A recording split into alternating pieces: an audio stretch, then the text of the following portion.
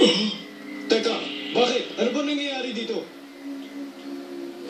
Gumagalaw ang anino ni Tito. Gumagalaw.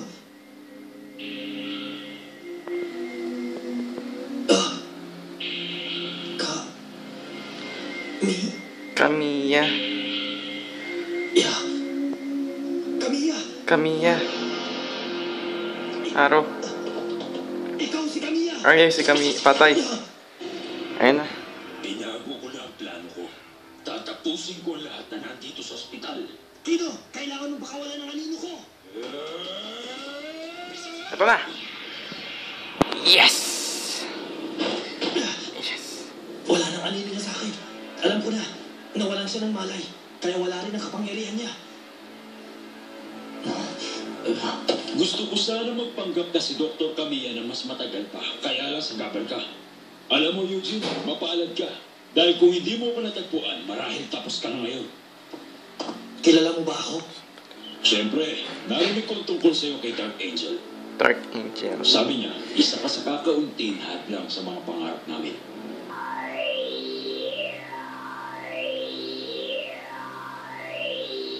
Silang natitirang grupo.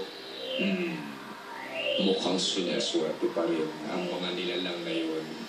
Anong gagawin natin? Tingin ko ang teritoryo na ng doktor ang bahala sa kanilang lahat. Tingnan natin kung paano silang makikipaglaban at tatalon ng katulad nilang tao.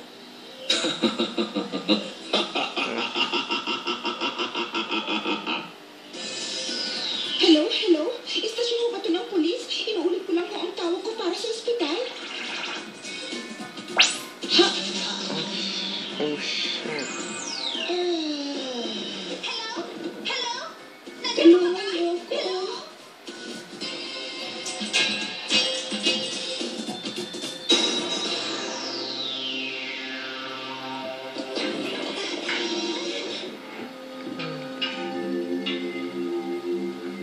Naku, Susie, ano kayang nangyari dito? Natatakot ako. Ewan, pero kakaibang nararamdaman ko.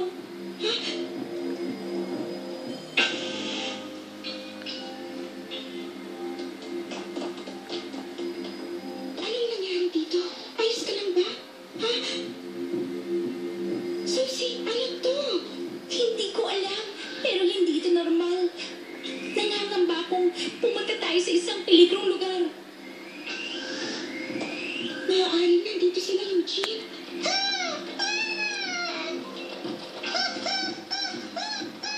Bakit po? Ano ba yun? Naku. Oh, shit. Ha? Kakaibang insekto. Iba sa mga nakita ko sa labas. Hinahabol nila tayo. Pero wala naman ako nakikita. Ayun na.